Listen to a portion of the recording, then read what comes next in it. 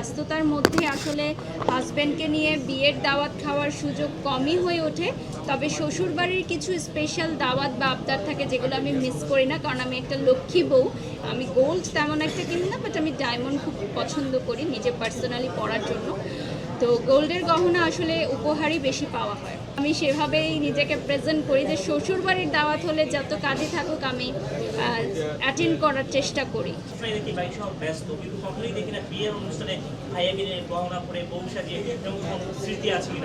আচ্ছা, প্রথমেই ধন্যবাদ জানাই আপনাদেরকে, আপনারা এত কষ্ট করে এসেছেন আজকে।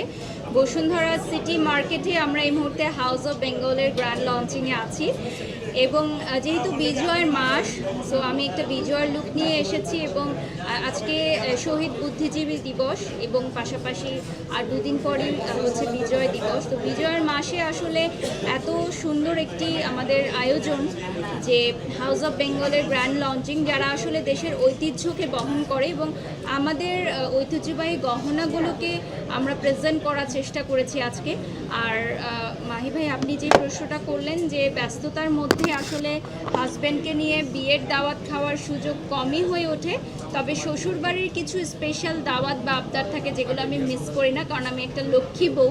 এবং আমি সেভাবেই নিজেকে প্রেজেন্ট করি যে শ্বশুরবাড়ির দাওয়াত হলে যত কাজে থাকুক আমি অ্যাটেন্ড করার চেষ্টা করি।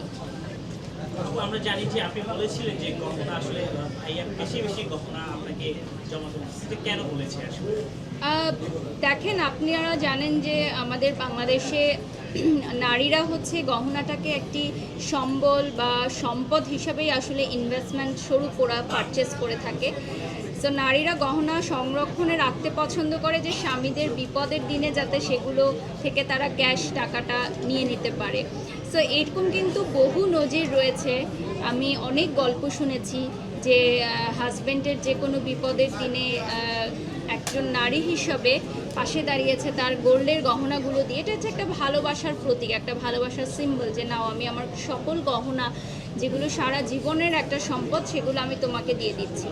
সো এভাবেই আসলে গহনা যুগ যুগ ধরেই আসলে নারীদের পছন্দের তালিকায় আছে। এবং জীবনসঙ্গী যারা আছেন পুরুষরা, তারাও কিন্তু চায় যে নারীদেরকে একটা গহনা তৈরি করে দিতে, যাতে তারা হচ্ছে যে কোনো পরিস্থিতিতে তারা হচ্ছে সেফটি থাকে, তারা সেফ থাকে। গিফটও সে করে। আমি যেহেতু নিজে কিনি না তেমন একটা, আমি গোল্ড তেমন একটা কিনি না, বাট আমি ডায়মন্ড খুব পছন্দ করি নিজে পার্সোনালি পরার জন্য। তো গোল্ডের গহনা আসলে উপহারই বেশি পাওয়া হয়। লাল সবুজ আমরা দেখছি, আসলে এটা বিজয়ের মাস, বিজয়ের মাসকে আসলে শ্রদ্ধা জানানোর জন্যই আজকের এই লুকটা। আপনাদের সাথে যেহেতু দেখা হবে সবার সাথে, এজন্যই আসলে লাল সবুজটা পরিধান করা। আর আমি আজকে একটা ভাইরাল সেট পরেছি হাউস অফ বেঙ্গলের, এটা হচ্ছে আমাদের চিত্রনায়িকা পরিমণি পরেছিলেন। তো আজকে যেহেতু উনি আমাদের চিফ গেস্ট হিসেবে আসছেন, সো ওনার সম্মানার্থে ওনাকে ডেডিকেট করে আজকে এই সেটটা আমি পরেছি। একটা জিনিস, সেটা হচ্ছে গিয়ে বাড়ির শাহকের চেয়ে বাড়ির শাহকের মেয়ের গহনা বেশি। না, এগুলো আসলে আলোচনার বিষয় না, এগুলো খুবই পার্সোনাল। তারপরে আমার মেয়ে অনেক গোল্ড গিফট পেয়েছে ও জন্মের পর, আমার শ্বশুরবাড়ি থেকে, আমার বাবার বাড়ি থেকে, অথবা আমার যারা হচ্ছে আমার অনারেবল ক্লায়েন্টসরা আছে, যে সকল কোম্পানির সাথে আমি কাজ করি, ওরাও কিন্তু আমার মেয়েকে অনেক ভালোবাসে।